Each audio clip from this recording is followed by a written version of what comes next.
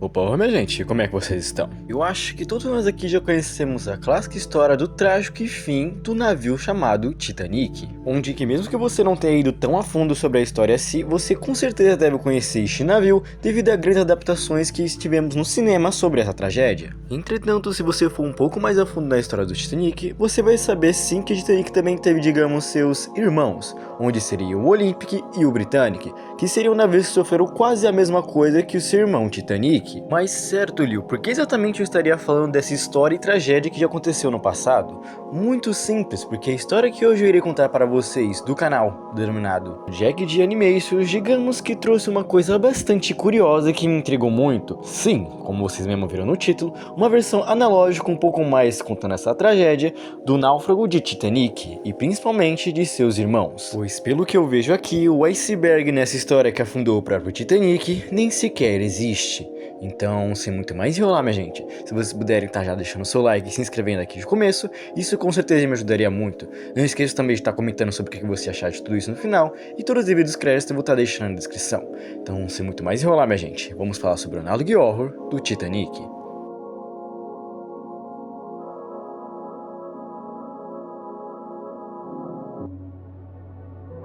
Vamos dizer que a partir desse começo, como se diz, aqui seria, digamos, uma introdução, principalmente denominado que seria tudo isso, ao projeto Britannica, e exatamente o que ele seria. Ele diz que vai nos apresentar um pouco mais isso, pois o intuito disso aqui seria a introdução e nos guiar através da história da nossa empresa e nos preparar, digamos, para este emprego, seja lá qual for. É que se corta exatamente para o ano de 1911, e resumindo esse montão de texto para vocês não terem que ler tudo, aí se resume da seguinte forma, que no início da primavera de 1911, o RMS Mauritânia partiu para Nova York, mas nunca chegou, então tinha presumido que ele tinha afundado em algum lugar perto do Atlântico Norte, mas depois de nenhum vestígio dele ser encontrado, ele simplesmente acabou sendo encontrado flutuando depois de 3 meses da procura. Mas o mais bizarro dessa história é que nesses 3 meses não se teve nenhum tipo de comunicação fio, e simplesmente todos os tripulantes que estavam dentro desse navio desapareceram, onde ele foi encontrado dia 17 de junho de 1911 pelo Olympic. Isso tende a piorar, pois todos os 2.434 que estavam ao bordo de Mauritânia estavam simplesmente desaparecidos. Não tinha mais ninguém no momento em que ele foi encontrado,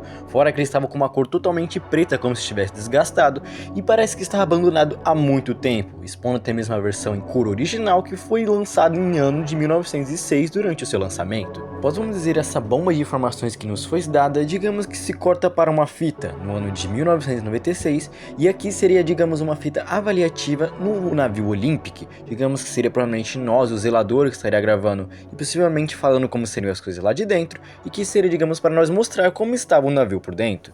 E bom, o que nós encontramos, eu vou deixar vocês verem.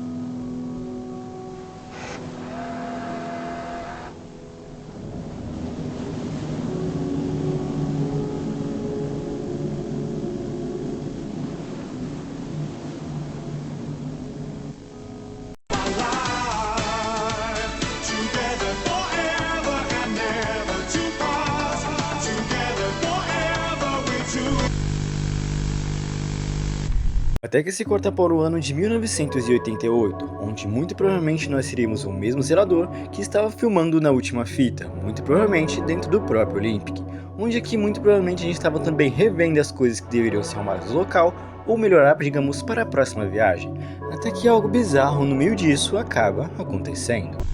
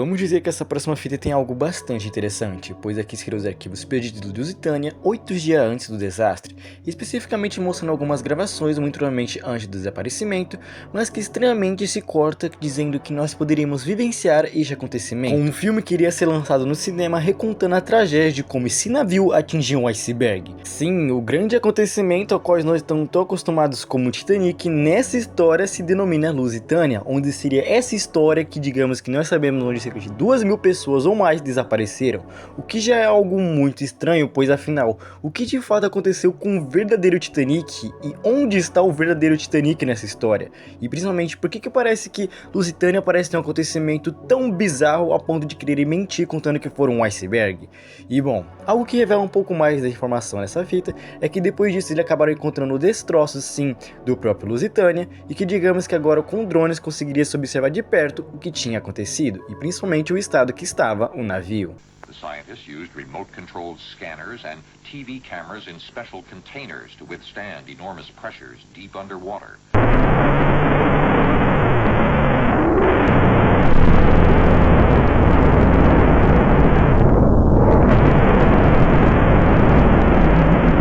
They say most of it is in one piece. They intend to leave this grave site undisturbed, but others may be attracted by the diamonds and other Até que se corta novamente para o ano de 1988, onde nós estaremos novamente no SS Olympic, digamos que reportando o estádio como estava dentro do navio. E se vocês se recordam muito bem do que aconteceu na última fita, aqui reforça ainda mais que sim, tem alguma coisa muito errada acontecendo com esses navios e principalmente que eles estão tentando esconder alguma coisa. E principalmente o que aquela malha, ou seja lá o que for que estava dentro do navio e o nosso querido zelador acabou encontrando, digamos que aqui se revela o que foi de fato o que aconteceu com ele.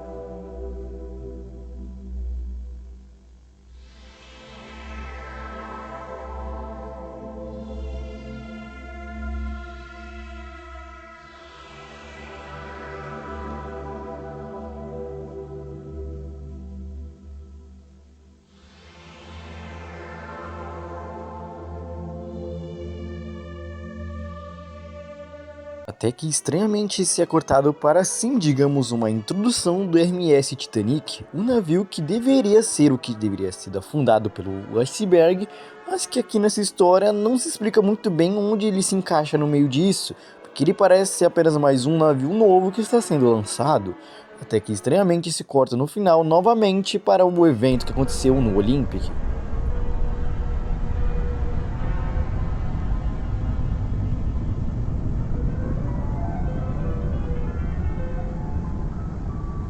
Certo, muitas perguntas ficaram no ar, principalmente exatamente o que é o Titanic no meio dessa história, porque parece que quem sofreu o iceberg, ou pelo menos é o que a história conta, foi Lusitânia. E o Titanic aqui em si seria apenas mais um, digamos, navio de luxo em si, que seria no meio dessa incorporação. Não se sabe exatamente porque não explica mais tanta coisa fora a isso. Fora que exatamente o que seria a malha, ou aquele tipo de coisa que parece que está dentro do navio, tipo, parece que ele se alimenta de pessoas exatamente, não se sabe o que seria aquilo no momento, mas dá pra ver que ele parece que está se expandindo muito mais pelo navio e parece que não sabe muito bem como esconder aquilo da população antes mesmo das pessoas embarcarem, e parece que tudo isso tende a piorar, mas por enquanto, vamos continuar.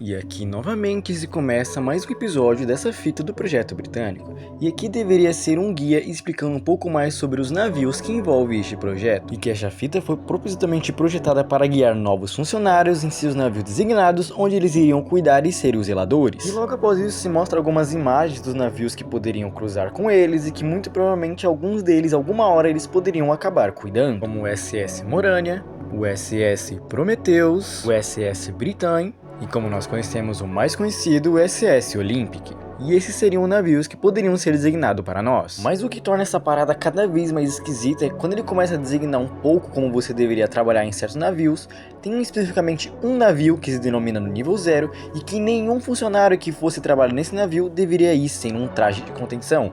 Por que exatamente você precisaria de um traje de contenção para entrar no navio? Não se explica muito bem, e que deveria pelo menos no mínimo 12 pessoas entrarem junto com essa pessoa designada, e que todos deveriam denominar as pessoas lá de fora através de rádios os seus devidos locais e falar exatamente o que estavam vendo e acontecendo. Mas digamos que todos os navios aqui parecem ser meio esquisito, pois quando se corta para o Imperatriz da Grã-Bretanha, que diz que tem um nível de habitação de 55 funcionários, que não teria nenhum problema as pessoas entrarem nele no nível superior, mas se por algum motivo alguma pessoa entrasse pelos níveis inferiores e abaixo do navio, teria que avisar imediatamente o seu local e usar os trajes de contenção.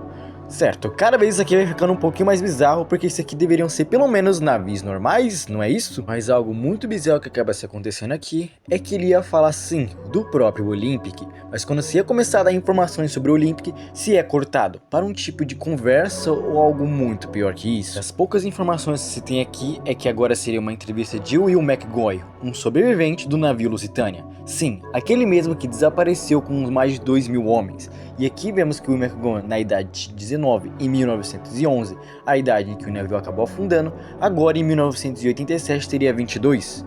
Que não faz nenhum sentido, e aqui começa a dar ilustrações de como exatamente o navio teria afundado segundo o próprio McGoy. Não se explica exatamente o que aconteceu para ele poder chegar nessa entrevista, só que acaba falando um pouco mais na entrevista, perguntando o que ele exatamente fazia dentro do navio e o que de fato aconteceu antes do navio se dar como desaparecido. Até que se corta perguntando o que exatamente ele estava fazendo antes do momento da colisão. Ele dizia que ele estava muito bem na sala, digamos, fazendo o seu trabalho, até que alguns rapazes começaram a simplesmente voar no chão depois da colisão. E claramente ele não foi diferente.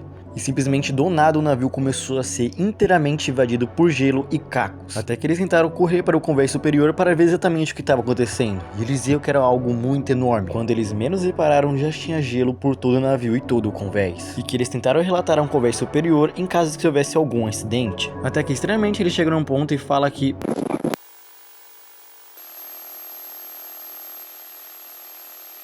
there was something with that ship, with all of those ships.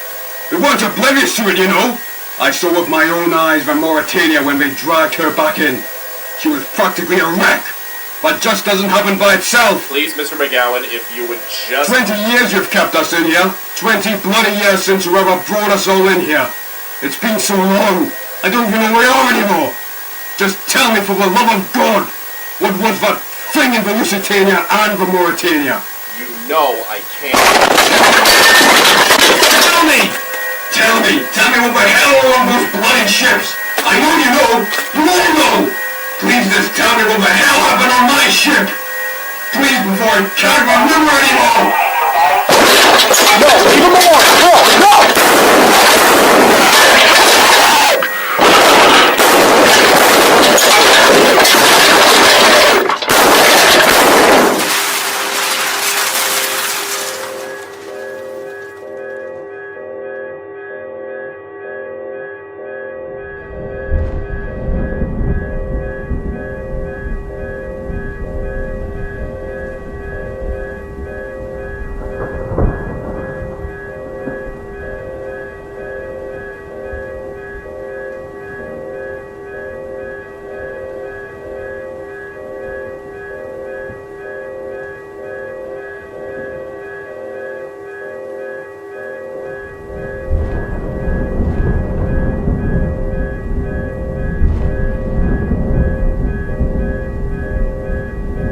E um dos navios que estavam lá fora, em meio enquanto essa confusão acontecia, era o próprio Titanic.